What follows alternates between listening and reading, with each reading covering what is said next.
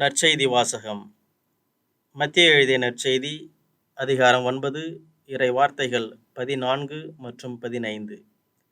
அக்காலத்தில் யோவானின் சீடர் இயேசுவிடம் வந்து, நாங்களும் பரிசேயரும் அதிகமாக நோன்பு இருக்க உம்முடைய சீடர்கள் ஏன் நோன்பு இருப்பதில்லை என்றனர். அதற்கு இயேசு அவர்களை நோக்கி, மணமகன் தங்களோடு இருக்கும் வரை மண விருந்தினர்கள் துக்கம் கொண்டாட முடியுமா? மணமகன் அவர்களை விட்டு பிரிய வேண்டிய காலம் வரும், அப்பொழுது அவர்களும் நோன்பு இருப்பார்கள். ஆண்டவரின் அருள்வாக்கு. கிறிஸ்துவே உமக்கு புகழ். கிறிஸ்து இயேசுவில் பிரியமான சகோதர சகோதரிகளே, தவக்காலத்தை துவங்கி 2 நாட்கள் முடிந்து 3வது நாளில் தவக்காலத்தின் 3 தூண்களில் ஒன்றான நோன்பு இருத்தல் குறித்த படிப்பினை இன்று நாம் காண்கிறோம். இஸ்ரேல் மக்கள் பல நேரங்களில் நோன்பு இருந்தார்கள். உதாரணமாக, பாபிலோனிய நாடு கடத்தலுக்கு பின் அவர்கள் நோன்பு இருந்தார்கள். 7ஆம் மாதத்திலும் அவர்கள் நோன்பு இருந்தார்கள். இன்றைய முதல் வாசகத்தில் அவர்கள் பல்வேறு துன்பங்களுக்கு ஆளான பின்பு ஆண்டவரை நோக்கி மன்றாடுகிறார்கள், முறையிடுகிறார்கள். நாங்கள் நோன்பு இருந்தோம், இருப்பினும் எங்கள் கூக்குரல் ஏன் கேட்கப்படவில்லை என்று அவர்கள் ஆண்டவரிடம் முறையிடுகிறார்கள்.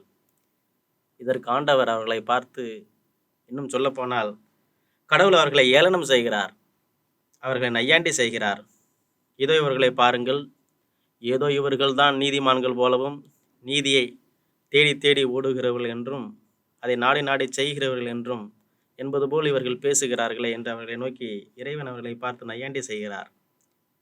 கிறிஸ்து இயேசுவில் பிரியமான சகோதர சகோதரிகளே, வழிபாடும் வாழ்வும் இரண்டும் ஒன்றோடு ஒன்று கலந்தது. நாம் வாழ்பவற்றை தான் வழிபாடாக செலுத்துகிறோம்.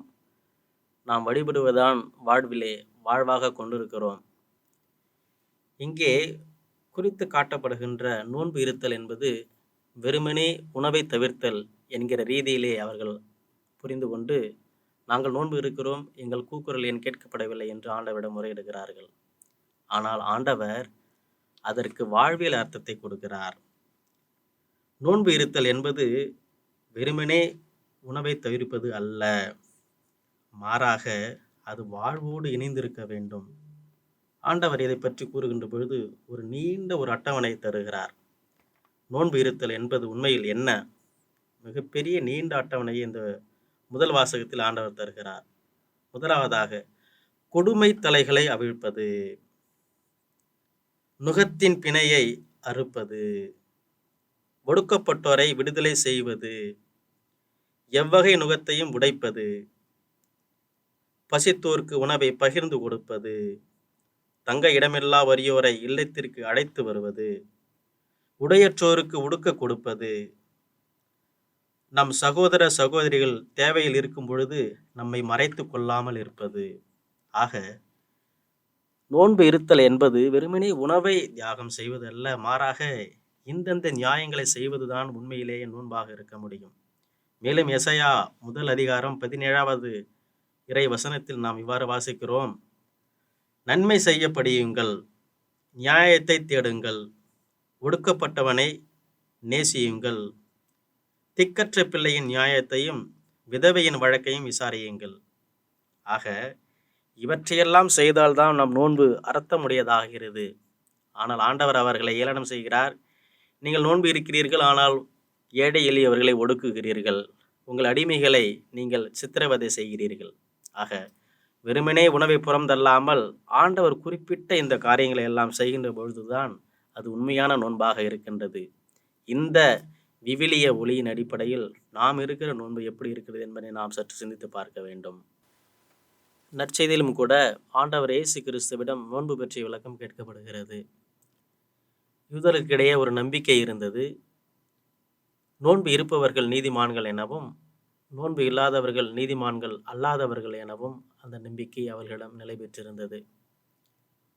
பல சமயங்களில் பரிசேயர்களை இயேசு வாயடைக்க செய்திருந்தார். எனவே அவர்களால் இயேசுவை ஒன்றும் செய்ய முடியவில்லை என்பதற்காக திருமுழுக்கு யோவானின் சீடர்களை அணுகி அவரை சிக்க வைப்பதற்காக ஒரு சதித்திட்டம் தீட்டி அவர்களை அவரிடம் அனுப்புகிறார்கள்.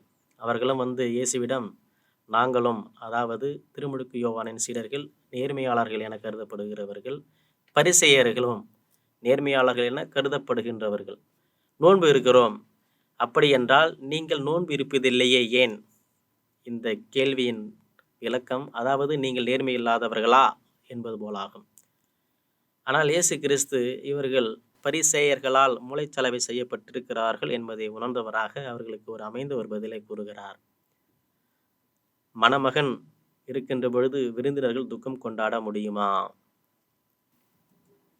இயேசு கிறிஸ்து தந்த பதிலின் விளக்கம், தான் அவர்களோடு இருக்கிறேன். இறைவன் நம்மோடு இருக்கின்ற பொழுது நாம் துக்கம் கொண்டாட தேவையில்லை. அதே சமயத்தில் அவர்கள் இருக்கின்ற அந்த நோன்பு பொருளற்றது என்பதை உணர்த்துவதற்காக இயேசு அந்த பதிலை தருகிறார். ஆம், கிறிஸ்து இயேசுவில் பிரியமானவர்களே, நாம் ஏற்கின்ற நோன்பு வெறுமனே உணவை தவிர்ப்பது அல்ல. மாறாக நாம் தியாகம் செய்கின்ற அந்த உணவு இல்லாதவர்களுக்கு பகிர்ந்தளிப்பது, துன்ப துரிதங்களில் உழல்கின்றவர்களுக்கு நமது உதவிக்கரம் நீட்டுவது, நாம் பிறருக்கு எதிராக நீட்டுகின்ற அடக்குமுறைகளை, வன்முறைகளை நிறுத்திக் கொள்வது, பிறருக்கு எதிராக நாம் செய்கின்ற சூழ்ச்சிகளை நிறுத்திக் கொள்வது, பிறருக்கு எதிராக செய்கின்ற பாவங்களை நிறுத்திக் கொள்வது, இவைகளெல்லாம் தான் உண்மையான நோன்பு ஆகும். ஆகவே இந்த விவிலிய உண்மையின் அடிப்படையில் நாம் இருக்கிற நோன்பினை சீர்தூக்கி பார்ப்போம். உகந்த நோன்பு ஏற்போம். இறைவனுக்கு உகந்தவர்களாவோம். இறைவனின் இறையாசிர் பெறுவோம்.